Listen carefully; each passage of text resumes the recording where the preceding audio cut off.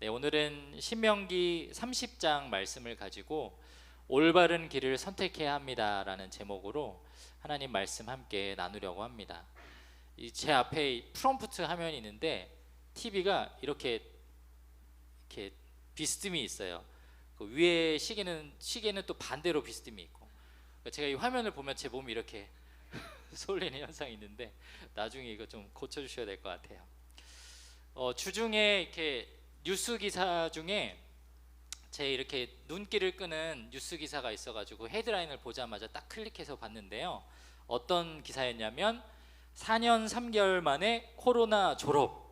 그래서 1호 확진부터 마스크 완전 해제까지라는 이제 제목이 기사였습니다. 그래서 여기 보면 나와 있지만 5월 1일자로 이제 의료기관에서도 마스크 필수 착용을 해야 되는 법령을 이제 다 해제한다라는 내용의 기사였어요. 그래서 2020년 2월부터 시작됐던 이 코로나가 근 4년 3개월 만에 이제 완전히 끝이 났다라는 이런 기사를 봤습니다.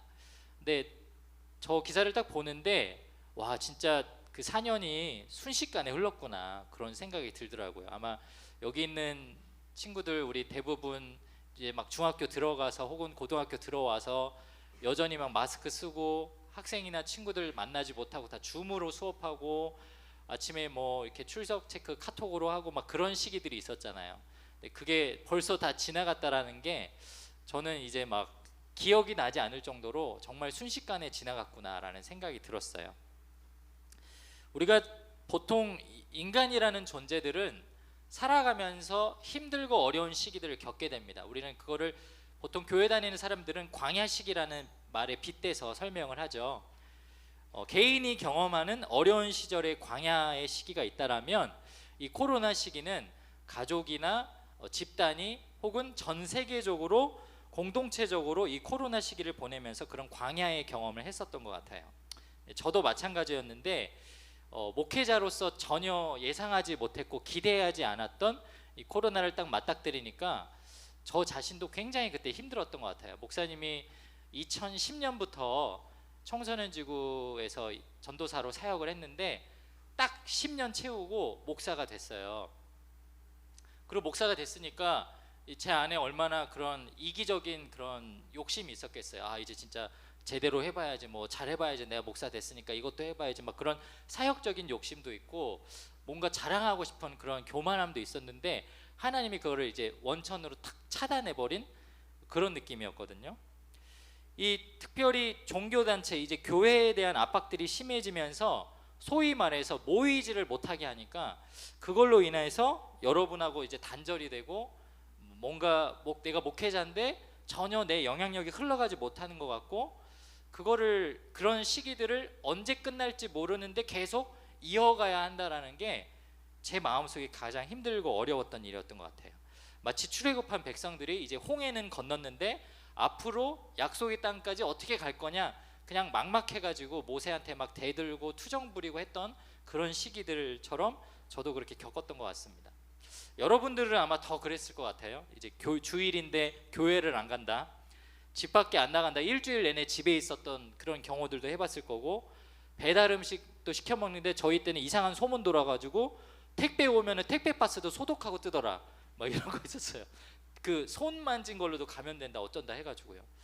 자, 그 시기 때가 너무너무 힘들었었는데 제가 그러다 보니까 이제 뭔가 이렇게 살면 안 될 것 같아서 시작한 게 이제 유튜브였습니다. 하나님이 나와 함께 하신다, 그래도 여러분들과 함께 하신다, 지금의 이 고통스러운 시기를 보낼 수 있는 용기를 주신다, 그거를 제가 믿기로 선택을 한 거죠. 너무 힘들고 어려웠을 때 내가 어떻게 살아갈 거냐라고 고민을 하다가 나는 그래도 나를 보호해 주시고 내 삶을 인도하시는 하나님의 주권을 믿겠습니다라는 선택을 했고, 그 선택을 보여주는 행위 중에 하나가 이제 유튜브 채널을 만든 거였습니다. 그래서 채널을 만들어 가지고 매일 큐티 영상도 올리고요. 저게 2020년 3월 31일 날짜가 있네요. 그때 교회에 출근하면 하는 일이 큐티 올리는 거였어요. 그래가지고 제가 이제 아이패드 하나, 핸드폰 하나 이렇게 스탠드에 놔두고 핸드폰으로는 셀카 모드로 해서 제 얼굴을 찍고 이제 저걸 화면 녹화해가지고 저걸 편집한 다음에 매일 오후 2시가 되기 전에 항상 올렸습니다. 그래서 항상 그 큐티 본문 막 뿌리고 하나님이 우리와 함께 하신다라는 거를 아이들한테 증명하기 위해서.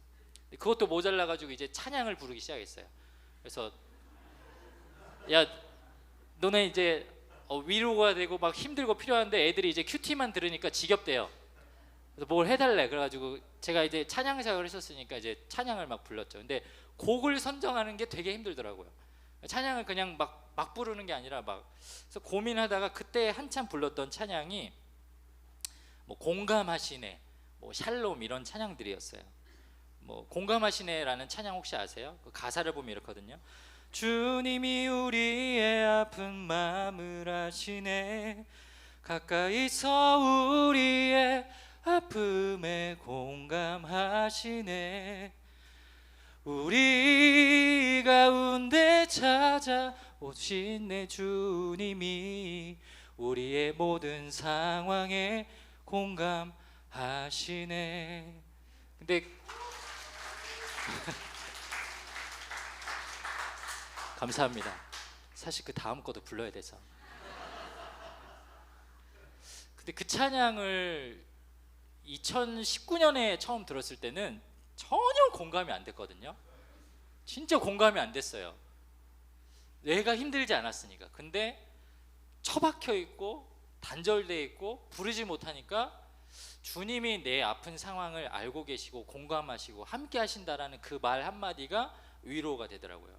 그래서 저 찬양을 녹화를 할 때 그 예배부 조한선 전사님이 기타를 쳐주고 제가 찬양을 불렀는데, 보통 부르면 원테이크로 찍고 많이 불러야 3번 찍고 편집해가지고 올리거든요. 근데 저 찬양은 한 20번 정도 불렀던 것 같아요. 제가 계속 부르는 게 은혜가 돼가지고 둘이 그냥 녹화를 하는 거 신경 안 쓰고 막 불렀던 거예요.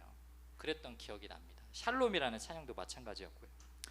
힘들고 괴로웠던 그 4년여의 시간 동안 한 절반 정도였던 2년 정도의 시간을 지났을 때 하나님께서 지혜를 주셔서 이렇게 줌 예배실 만들고 여러분과 줌 라이브로 예배 드리고 소통하기 시작했고 목장도 할 수 있었고 여러 가지 힘들고 어려운 시간들을 보냈습니다. 그리고 마침내 2022년 5월에 여러분 이제 해제가 됐어요. 그래서 모일 수 있게 되었습니다.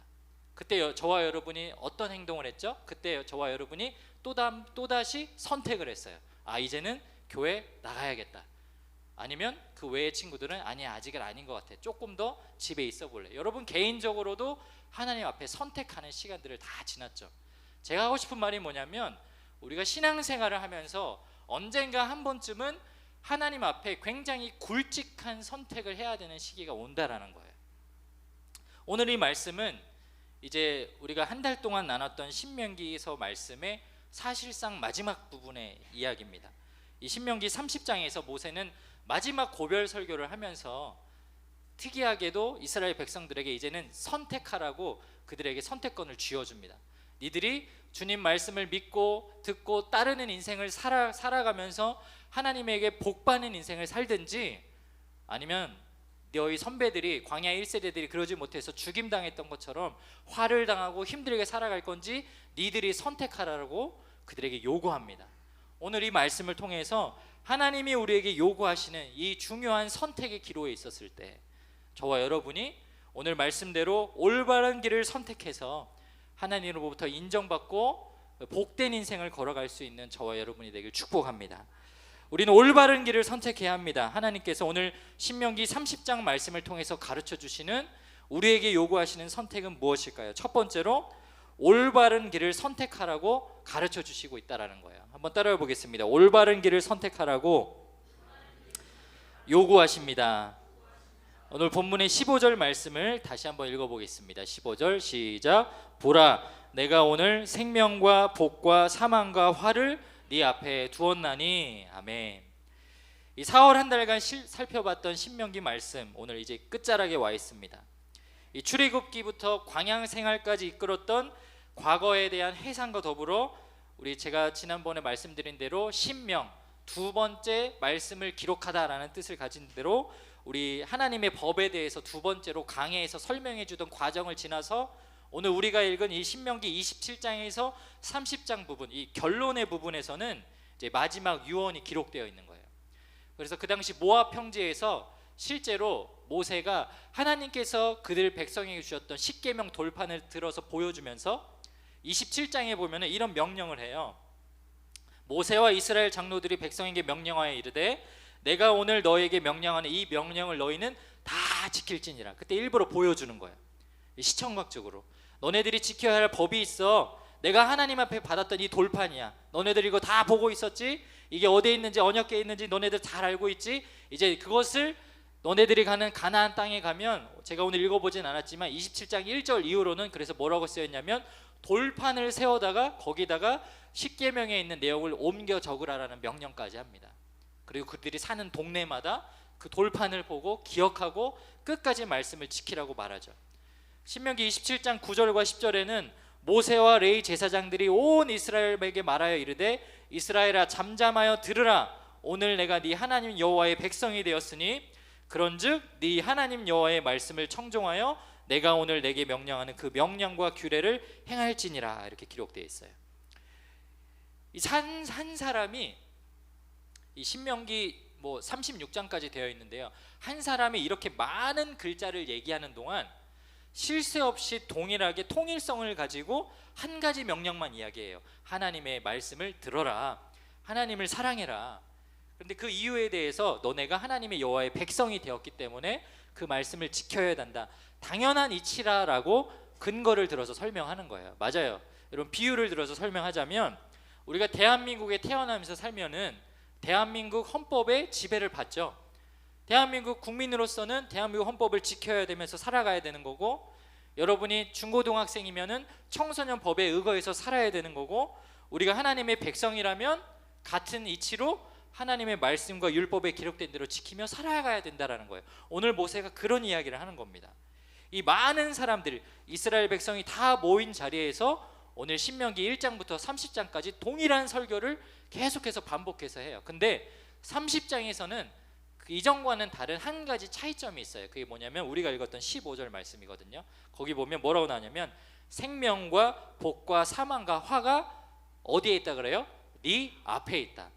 이 말은 무슨 뜻이냐면 내가 너희한테 아주 질리도록 잔소리처럼 매일매일 하나님 말씀 들으라고 했는데 이제 니네가 선택할 때다.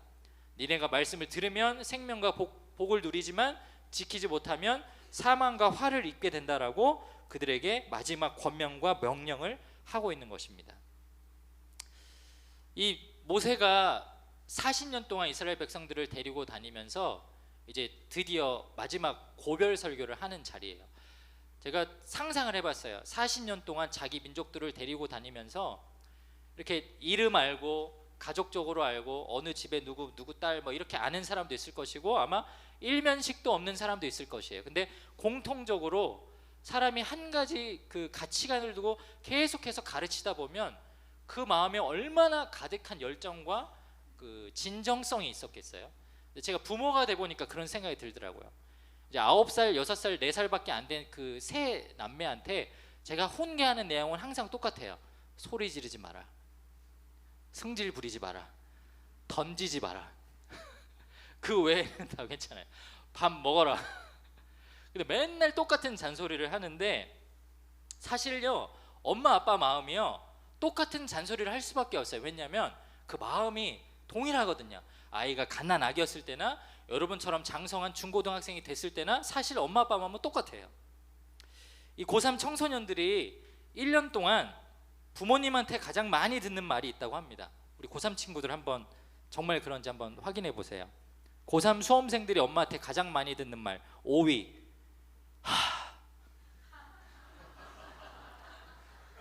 그러니까 여러분을 보고 한숨 쉬는 거죠. 4위 넌 왜 이렇게 전화를 안 받아? 너 왜 이렇게 왔네? 이렇게 약간 좀 다혈질인 엄마 아빠들, 저희 엄마가 주로 이러셨어요. 3위 너만 힘든 줄 알아? 엄마도 힘들어. 엄마 아빠 갱년기야. 그래서 이제 너만 힘드냐 이제. 근데 이거 생각해 보니까 저희 부부가 되게 많이 하는 말이에요. 2위 이제 진짜 얼마 안 남았어. 조금만 참아. 어르고 달래는 거죠. 자식이 너무 힘든 건 아는데 이제 더 이상 해줄 위로의 말이 없을 때, 야 조금만 참아, 조금만, 요 1년만 참자, 막 이러면서 여러분 어르고 달래는 말. 그 다음에 제일 많이 하는 말이 이거래요. 했어? 진짜 그래요 여러분? 너 했어? 너 학교 다녀왔어? 너 숙제했어? 제출했어? 확인했어? 이상하게 엄마 아빠가 이제 일방적으로 뭔가 이제 나한테 직장 상사처럼 이렇게 대하는 말들이 많다라고 하더라고요. 반면에 이제 청소년들은 부모님한테 듣고 싶은 말이 따로 있다라고 하더라고요. 5위 뭐 먹을래? 뭐 먹는 거 물어볼 때 제일 행복하죠. 뭐 치킨 먹을래? 뭐 먹을래? 4위 괜찮아. 너 하고 싶은 대로 해. 괜찮아. 요거는 약간 이렇게 자포자기할 때 그 말 말고 너 네 마음대로 이거 말고 정말 그 위로의 말. 세 번째 말 사랑해. 저는 이게 1위인 줄 알았는데 사랑해란 말 별로 위로 안 된다고 그러다고 하더라고요. 그다음에 2위가 뭐였냐면 걱정 마, 잘 될 거야, 도와줄게. 엄마가 이런 도와준다라는 말, 이런 말들을 하는 거죠. 그다음에 1위가 뭐였냐면 아들아 딸아 엄마 아빠는 너 믿어라는 말이었습니다. 이 표정을 보니까 초등학교 이후로 그 말을 못 들어본 것 같은 그런 슬픈 표정이 있는데, 제가 엄마 아빠의 입장에서 대변해서 여러분한테 말씀을 드리면 이 자녀들을 키우면서 엄마 아빠들은요 세상에 어떤 부모도 자녀들에게 악한 말이나 나쁜 교훈을 해주고 싶은 부모는 1도 없어요. 정말 여러분에게 좋은 말을 해주고 싶고 여러분에게 용기를 주고 싶고 최대한 다 희생하고 잘해주고 싶어요. 그러다 보니까 여러분에게 매일 똑같은 잔소리를 하는 것처럼 들리는 거예요. 정직해야 한다, 성실해야 된다, 열심히 해야 된다, 공부 열심히 해야 된다, 네가 그렇게 살아야 된다, 이런 말들을 막 듣다 보니까 여러분이 헷갈리고 좀 듣기 싫을 때도 있고 힘들 때도 있죠. 왜 그러냐면 세상의 가르침들은요 절대적인 교훈이 없어요. 시대를 거슬러서 어느 시대 때나 융통되어지고 동일하게 역사되어지는 교훈이 없다는 거예요. 단적인 예를 들자면 지금이 전쟁이 났는데 여러분한테 공부 열심히 하라는 게 교훈이 됩니까? 말이 안 되죠.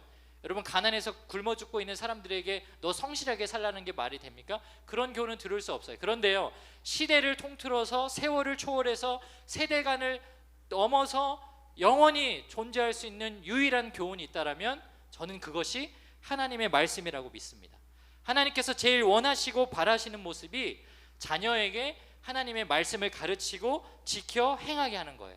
그런데 놀랍게도 여러분의 부모님들이 여러분의 그걸 티를 낼지 안 낼지는 모르겠지만 대부분의 부모님들은 그렇게 사시더라고요.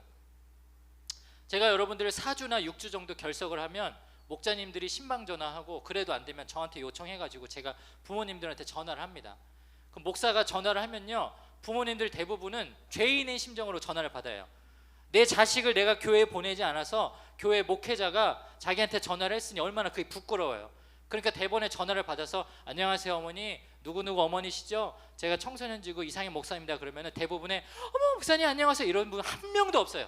다 어떻게 받는 줄 알아요? 목사님 과로하고 죄송합니다, 이 말이 숨어져 있는 거예요. 왜 그분들이 저한테 부끄러워하고 죄송한 줄 알아요? 그분들 마음에 신앙적인 양심이 있는 거예요. 내 자녀를 예배의 자리에 보내고 말씀의 자리에 보내고 하나님의 말씀대로 가르쳐야 한다는 신앙의 그 교훈에 대한 강박이 있는데 그거를 지키지 못하는 것에 대한 안타까움과 미안함과 죄송한 마음이 있는 거예요. 그래서 그분들이 정말 이구동성으로 저한테 통화를 끝날 때쯤에 제가 기도 제목을 물어보면 정말 한 분도 빠짐없이 동일하게 기도 부탁하는 게 있어요. 여러분 뭐 어떤 걸까요? 여러분 고등학생 시기니까 공부 잘하게 해주세요. 건강하게 지내게 해주세요. 친구 관계 좋게 해주세요. 그런 기도 제목 말씀하시는 분 거의 없어요. 대부분은 다 동일하게 저한테 뭐라고 말씀하시냐면 우리 아이가 신앙 잃지 않고 하나님의 전에 예배의 자리에 다시 돌아갈 수 있게 목사님 같이 기도해 주세요라고 간절하게 소망합니다. 여러분 고등학생이니까 여러분이 학업을 너무나도 힘들게 하는 거 아니까 새벽 3, 4시까지 힘들고 지쳐서 주일날 아침에 일어날 때 교회 가자고 깨우는 게 미안하니까 여러분 엄마가 잠깐 손을 놔두는 거지, 여러분 엄마 아빠가 자기만 은혜 받으려고 교회 가고 여러분 입을 뒤집어 쓰고 있는 거 신경 안 쓰고 나오는 것이 아니라는 거예요. 세상 모든 부모는, 여러분의 모든 부모는, 하나님을 믿는 부모 세대는 여러분을 위해서 여러분이 올바른 하나님의 말씀을 듣고 따르기를 간절히 소망하고 그렇게 기도하고 있다는 거예요. 신명기 4장 9절 말씀은 우리 부모 세대들에게 그리고 여러분에 이렇게 명령합니다. 오직 너는 스스로 삼가며 네 마음을 힘써 지키라. 그리하여 네가 눈으로 본 그 일을 잊어버리지 말라. 내가 생존하는 동안에 그 일들이 네 마음에서 떠나지 않도록 조심하라. 그다음 같이 한번 읽어볼까요? 노란색 글씨 시작. 너는 그 일들을 내 아들들과 내 손자들에게 알게 하라. 홍성민 목자님, 노란색 글씨 다시 한번 같이 한번 읽어볼까요? 시작. 너는 그 일들을 내 아들들과 내 손자들에게 알게 하라. 여러분, 하나님께서 뭐라고 말씀하세요? 네 자녀에게 하나님 말씀을 가르치는 일을 너만 하라고 하세요? 아니요, 네 아들들에게, 네 손자들에게. 여러분, 그 일은요 여러분한테도 동일하게 명령하고 있는데요. 사랑하는 여러분, 하나님의 말씀을 지키는 자라야 나를 사랑하는 자니라고 예수님께서 말씀하시지 않으셨습니까? 올바른 길을 선택하는 일, 하나님의 말씀을 지키기로 결단하는 일, 그 옳은 길에 저와 여러분이 나아갈 수 있기를 주님의 이름으로 축복합니다. 두 번째로, 우리 하나님께서 요구하시는 선택은 무엇이냐? 우리 하나님만을 의지하며 살라고 요구하고 계세요. 한번 따라해 보겠습니다. 하나님만을 의지하며 삽시다. 오늘 우리 20절 말씀의 상반절만 우리 같이 한번 읽어보겠습니다. 시작. 네 하나님 여호와를 사랑하고 그의 말씀을 청종하며 또 그를 의지하라. 네. 여러분, 미안하지만 목사님 그 12월에 오고 나서 12월 연말 마지막 예배서부터 지금까지 한 4달 동안 귀에 못이 박히도록 듣고 있는 반복적인 이야기가 뭐예요? 하나님만 의지하라는 거예요. 근데 저도 미안해요. 맨날 똑같은 얘기해서 설교자인 저도 지겨울 때가 있어요. 오늘 또 이런 말을 또 해야 되나? 막 타이핑을 하면서 손가락이 죄스러울 때가 있어요. 근데 이게 제가 해야 돼요. 왜냐? 하나님께서 명령하셨거든요. 네 하나님 여호와를 사랑하고 그의 말씀을 청종하며 그를 의지하라. 그리고 그렇게 지켜라. 그리고 그렇게 가르쳐라. 성경에 써 있는데 뭐 제가 어떻게 해요? 하나님이 시켰는데. 저를 미워하지 마시고 저를 이해해 주세요. 저도 뭐 설교 시간에 첫사랑 얘기하고 싶고 뭐 재밌는 얘기 하고 싶어요. 뭐 고등학교 때 막 일장하고 싸운 얘기 하고 싶어요. 막 그런 얘기하면 여러분 막 설교 때 아무도 안 졸죠. 뭐 그날 피드백이 엄청나죠. 목장 모임 때 뭐 목사님 진짜 그렇게 싸웠었대요. 뭐 첫사랑이 진짜 뭐. 저도 그런 재미난 목사로 살고 싶지만 하나님이 저한테 말씀하세요. 여호와를 사랑하고 그의 말씀을 청종하고 듣게끔 하고 그 율법을 가르치라고요. 신명기 30장에 보면 이 말씀을 대해서 이렇게 말씀하시는데 4가지 동사가 나오죠. 사랑하고 청종하고 의지하라. 그가 너의 생명이시다라고 말씀하시는데요. 쉬운 성경에는 이렇게 나와 있어요. 여러분의 하나님 여호와를 사랑하세요. 여호와의 음성에 순종하세요. 그리고 저는 이 말이 너무 좋은데요. 여호와 곁에서 어떻게 하라고 나와요? 떠나지 마세요. 제가 오늘 여러분에게 꼭 권면하고 싶은 말씀입니다. 우리 사랑하는 고등마을 여러분, 하나님을 떠나지 마세요. 하나님은요 여러분이 떠나는 걸 가장 안타까워하세요. 그것은 물리적으로 예배의 자리를 떠나는 것뿐만 아니라 여러분이 심적으로 하나님은 없는 것 같아, 하나님은 나를 버린 것 같아, 여러분이 의식적으로 생각적으로 하나님을 떠나는 모든 것을 포함합니다. 여러분 진짜 진심으로 권면합니다. 하나님을 떠나지 마세요. 왜냐하면 하나님이 우리의 생명이시기 때문입니다. 우리가 지겹도록 듣는 말이고 너무 많이 들어서 외워버릴 정도의 한 문장이지만 사실은 이 말이 우리 신앙의 근본이 되는 말씀이에요. 하나님을 사랑하고 하나님을 의지하며 살아야 한다는 것입니다. 목사님 어린 시절부터 교회에 나오고 신앙생활을 했어요. 저는 모태신앙이에요. 80년대에 태어났고 90년대에 학교를 다닌 자녀들 시절에는 다들 그러했는데 가정의 분위기가 대도 어떠했냐면 굉장히 가부장적이고 자녀들은 부모 세대에게 절대로 반항하면 안 되는 그런 분위기가 있었어요. 예를 들어서 저는 가족하고 밥을 먹는데도 식탁에 반찬이 다 놓여져 있고 이렇게 어머니가 식탁 세팅을 하시면 아버지가 오기 전에 자녀들은 다 와서 앉아 있었어야 됐어요. 저는 그거를 국민학교 때부터 열심히 교육받았던 게 지금도 기억이 나요. 그래서 뭐 심지어는 뭐 아주 더 보수적인 집안은 음식 씹을 때 쩝쩝 소리 낸다고 막 아버지가 혼내기도 하고 밥 먹는 자리에서 혼내기도 하고 막 그랬던 기억이 납니다. 저희 집은도 마찬가지였어요. 굉장히 엄한 집안이어가지고 무조건 부모님 말에 충성해야 되는 그런 분위기가 있었어요. 뭐 근데 저희 집은 아버지도 굉장히 무서웠지만 제가 제일 무서웠던 분은 저희 엄마. 저희 어머니는 이 모태신앙인 저를 특별히 성경 말씀을 이제 회초리 삼아서 성경 말씀을 그 아이를 훈육하는 근거로 삼아서 막 저를 혼내시는 그런 이제 분의 이제 어머니셨어요. 한 번은 이제 잠언 말씀에 보면은 말 안 듣는 자식을 매로 때리라는 말씀이 있어요. 우리 자녀들에게는 절대 읽지 말아야 돼. 잠언 25장하고 13장에 그 말씀이 있는데, 채찍과 꾸지람이 지혜를 주거늘 임의로 행하게 버려둔 자식은 어미를 욕하게 두느니라. 그러니까 이 내버려 두지 말라, 잘못했을 때 때려라, 이런 말이죠. 24절, 회초리를 들지 못하는 사람은 자기 자식을 미워하는 자니 자기 자식을 사랑하는 부모는 부지런히 자식을 훈련시킨다. 아멘. 제가 뒤지게 맞았어요. 이게 진짜 있더라고요, 성경에. 저 어렸을 때 중학교 때 엄마가 너 일로 와봐, 이 성경 읽어봐, 너 여기 뭐라고 써 있어, 너 하나님이 너 잘못했을 때 부모로서 회초리를 들라고 되어 있지, 너 맞아야 돼, 나와. 막 때리는데 막 이런데 막 때리고 하다가 막으면 팔꿈치 뼈 때려가지고 뼈 아프면 팔 울리는 거 알죠? 정말 비 오는 날 먼지 나게 그렇게 저희 어머니 때렸어요. 물론 제가 잘못했으니까 맞은 거예요. 저희 엄마 사랑합니다. 저희 엄마 저한테 진짜 잘해주세요. 저희 엄마가 아들을 정말 사랑하시고, 저희 누나가 지금 미국의 알래스카에 살고 있거든요. 누나가 없으니까 자식이 지금 한국에 저밖에 없잖아요. 저한테 정말 깊은 사랑을 주세요. 엄마 사랑합니다. 그 어머니가 했었던 많은 훈육 중에 제가 기억에 남는 게 하나 있어요. 그거를 이야기 들려드리고 오늘 말씀을 마치려고 하는데, 중학교 3학년 이후로는 저한테 매를 대진 않으셨어요. 근데 동일하게 뭔가 어떤 저의 사소한 일이나 중요한 일들이 있을 때 계속 말씀을 빌어서 훈육을 하셨던 것 같아요. 근데 제가 어머니가 하시는 저를 훈육하는 방식 중에 가장 힘들었던 게 뭐였냐면, 저한테 삶의 중요한 결정에 대해서 어머니가 부모로서 답을 주지 않는 거예요.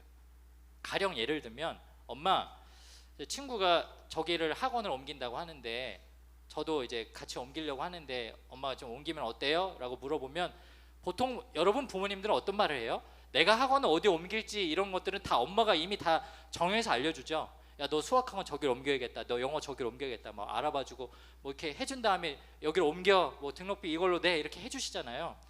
저희 어머니는 그런 결정의 일들이 있을 때마다 정말 로봇처럼 이런 말씀하셨어요. 그게 뭐였냐면, 상현아, 네가 기도해봐. 그리고 네가 기도해보고 하나님이 뭐라고 하시는지 들어보고 네가 결정해. 진짜 아무것도 결정 안 해주는 거예요. 학원 옮기는 것부터 뭐 이제 심지어는 중학교 때 고등학교 인문계로 가냐, 나 공고 가냐, 뭐 이런 거 얘기 안 해도 네가 결정해, 네가 기도해봐. 저는 심지어 대학을 갈 때도 대학에 어디다 어느 원서를 쓸지도 어머니가 아무 결정을 해주지 않으셨어요. 저보고 얘기했어요. 네가 기도해봐. 저는요, 때로는 어머니한테 심각한 관계적 박탈감을 느꼈어요. 우리 엄마는 친엄마가 아닌가? 왜 내 주변의 애들은 다 일일이 신경 써주고 뭐 밥 먹는 거부터 해가지고 뭐 학원 가는 거 다 신경 써주는데 우리 엄마는 뭐 나 내놓은 자식인가?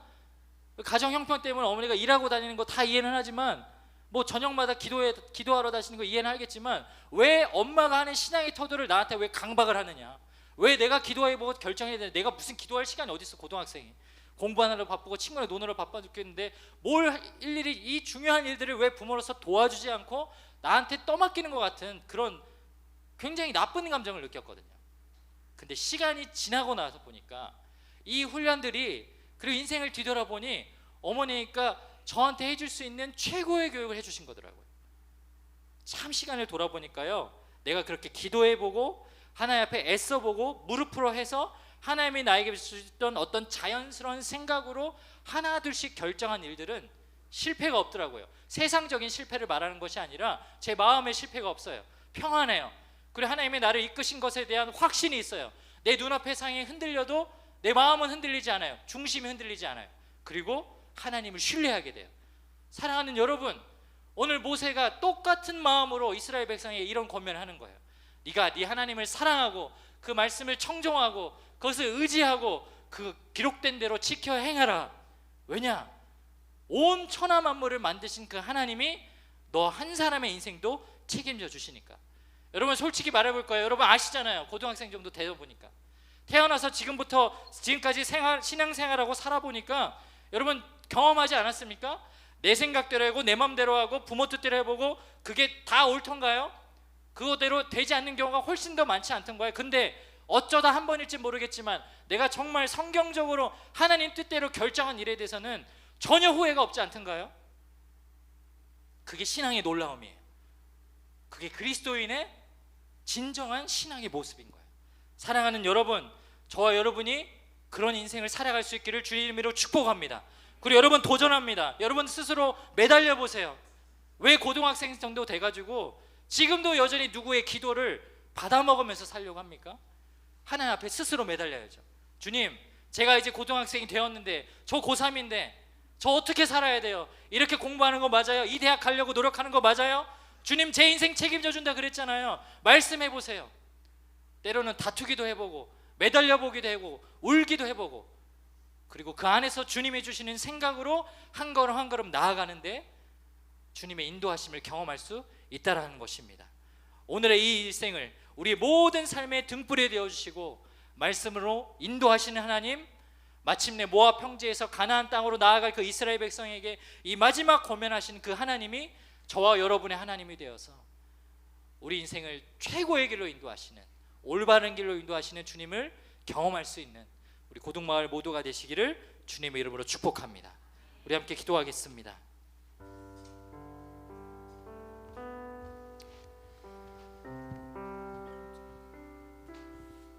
오늘 신명기 30장 말씀에 11절 말씀에 보면 이런 참 신기한 성경 말씀이 있습니다. 내가 오늘 내게 명령한 이 명령은 내게 어려운 것도 아니요 먼 것도 아니라, 이런 표현이 있어요. 참 신기하죠? 우리는 하나님의 말씀을 지킨다라는 이 문장을 들으면 그걸 어떻게 해? 그 힘든 걸 어떻게 해야 하는 마음이 드는데요, 오늘 이스라엘 백성 수만 명을 모아놓고요 모세가 이렇게 선포하는 거예요. 제가 오늘 여러분에게 설명했고 강조했던 그 하나님의 율법은요 지키기 어려운 게 아니에요. 멀리 있는 것이 아닙니다. 그리고 비유를 들어서 뭐라고 말하냐면 하늘에 있는 것도 아니고 바다에 있는 것도 아니고 땅속에 처박혀 있는 것도 아니고 그냥 여러분 손에 쥐어진 것입니다. 그러니 믿고 따라보세요라고 모세가 권면하죠. 같은 마음으로 여러분 권면합니다. 여러분 하나님의 말씀을 믿어보세요. 그리고 그분에게 기도해보세요. 나에게 뭐라고 말씀하시는지 두려워하지 않고 바라볼 수 있는 우리 모두가 되시길 주님의 이름으로 축복합니다. 아멘. 우리 한번 다 함께 자리에서 일어나서 우리 곡조 있는 이 찬양의 고백을 담아서 하나님 앞에 기도를 올려드렸으면 좋겠는데요. 나는 너의 하나님이라, 내가 너를 굳세게 하리라. 내 손으로 너를 꼭 붙잡아 주리라. 내가 너를 의롭게 함이니 너는 마음에 염려치 말라. 우리의 구세주 되신 주님, 우리를 끝까지 인도하시고 붙잡아 주시는 주님, 그분 앞에 주님, 내가 주님을 신뢰하겠습니다. 두려워하지 않겠습니다. 주님만 바라보겠습니다. 그런 마음으로 우리 찬양을 마음을 담아서 고백하겠습니다. 두려워 말라, 두려워 말라, 너와 함께함이니 놀라지 말라. 나는 내 하나님 됨이니 무서워 말라. 내가 널 도와주리니 너는 마음에 염려치 말라. 다시 한번 고백하겠습니다. 두려워 말라, 두려워 말라, 너와 함께함이니 놀라지 말라. 놀라지 말라. 나는 내 하나님 됨이니 무서워 말라. 내가 널 도와주리니 너는 마음에 염려치 말라. 내가 너를 굳세게 하리라. 내 손으로 너를 꼭 붙잡아 주리라. 내가 너를 의롭게 함이니 너는 마음에 염려치. 우리 다시 한번 고백하겠습니다. 두려워 말라. 우리 가슴에 손을 대고 두려워 말라, 두려워 말라. 우리 우리와 함께 하시는 주님을 기억합니다. 놀라지 말라, 놀라지 말라. 나는 내 하나님 됨이니 무서워 말라, 무서워 말라. 내가 널 도와주리니 너는 마음에 염려치 말라. 내가 너를 굳세게 하리라. 내가 너를 굳세게 하리라. 내 손으로 너를 꼭 붙잡아 주리라. 내가 너를 의롭게 하리니 너는 마음에 염려치. 내가 너를 붙잡아 주리라, 굳세게 하리라 고백합니다. 내가 너를 굳세게 하리라. 내 손으로 너를 붙잡아 주리라. 내가 너를 의롭게 하리니 너는 마음에 염려치 말라.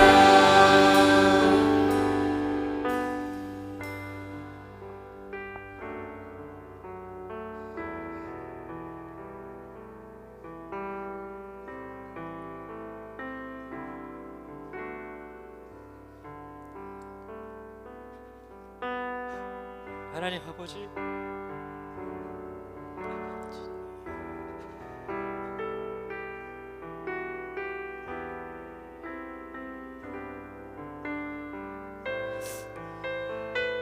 우리 가운데 참 많은 두려움과 어려움이 내 앞을 가로막아서 쓰러지고 절망할 때가 있습니다.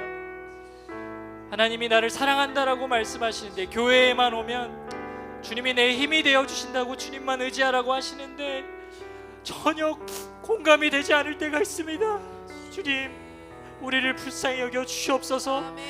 그럼에도 불구하고 이스라엘 백성을 40여 년간 함께 했었던 오늘 모세의 이 마지막 설교 30장 20절의 말씀, 내 하나님 여호와를 사랑하고 주님의 말씀을 청정하고 믿고 의지하며 지키라는 이 놀라운 명령을 우리 가슴에 새기며 살아가게 하여 주시옵소서. 우리 고등학생의 삶뿐만 아니라 우리 인생의 주인 되시는 주님만 의지하며 살아가는 우리들이 될 수 있도록 주님, 오늘 이 시간 나를 변화시켜 주시옵소서. 우리 시간 주님의 이름을 크게 한번 부르짖고 기도하며 나가겠습니다. 주여,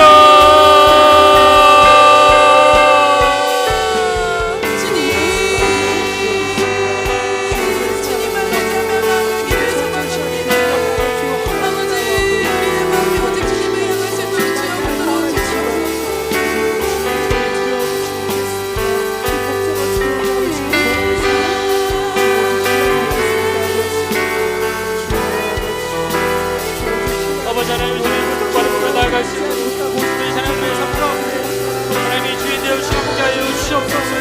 하나님께서 사랑을 인정받아 우리가 사랑하는 것이 나를 웃게 하시고 나를 이롭게 하시고 우리 염려 가운데 없이 주를 바라보는 온전한 믿음을 가질 수 있는 그런 우리들이 될 수 있도록 성령님이 함께하여 주시면 도와여 주시옵소서. 그런 주님을 찬양합니다. 주님을 신뢰합니다. 우리 이스라엘 백성의 모든 평생 함께 하셨던 그 하나님이 우리 이 자리에서 예배드리는 우리 고동마을 모든 아이들이 내 삶 가운데 여전히 주여 계시고 함께 하시는 주님을 경험할 수 있도록 아버지께서 붙들어주시고 함께 하시며 도와여 주시옵소서. 주님 말씀하시고 함께 하여 주시옵소서. 너는 마음에 염려치 내가 너를 굳세게 하리라. 내가 너를 굳세게 하리라. 내 손으로 너를 꼭 붙잡아 주리라. 내가 너를 이롭게 하리니 너는 마음에 염려치 말라. 내 하나님 여호와를 사랑하고 그의 말씀을 청종하며 또 그를 의지하라. 그는 내 생명이시요 내 장수이시니 여호와께서 내 조상 아브라함과 이삭과 야곱에게 주리라고 맹세하신 땅에 내가 거주하리라. 아멘. 살아계신 하나님, 이스라엘 백성을 이끌어 주시고 그들이 약속의 땅에 거하면서 그들에게 마지막으로 이 말씀을 주십니다. 여호와 하나님을 사랑하고 청정하고 의지하라. 이 놀라운 교훈의 말씀이 지금 이 시대를 살아가는 우리 모두에게도 유효하고 우리가 붙들어야 할 말씀인 줄로 믿습니다. 오늘 이 신명기 30장 말씀을 통해서 우리 마음을 다시 한번 돌아봅니다. 우리에게 요구하신 이 믿음을 우리가 선택하며 올바른 길을 갈 수 있도록 우리를 붙잡아 주시옵소서.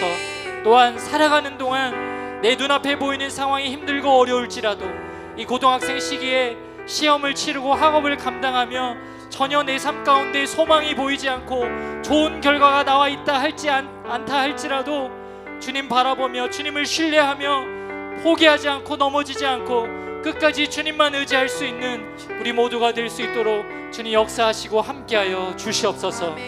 이제는 우리 주 예수 그리스도의 은혜와 하나님 아버지의 극진하신 사랑하심과 성령 하나님의 역사하심 교통하심이 오늘 말씀을 통하여 하나님의 율법을 기억하며 살기로 올바른 길을 선택하며 살기로 결단하는, 그리고 무엇보다 하나님을 끝까지 의지하며 살기로 결단하는 우리 고동마을 모든 친구들 머리 위에, 그들과 함께 하시는 목자님들, 그들의 가정과 직장과 모든 환경 위에 이제로부터 영원까지 함께 하시기를 간절히 축원하옵나이다. 아멘.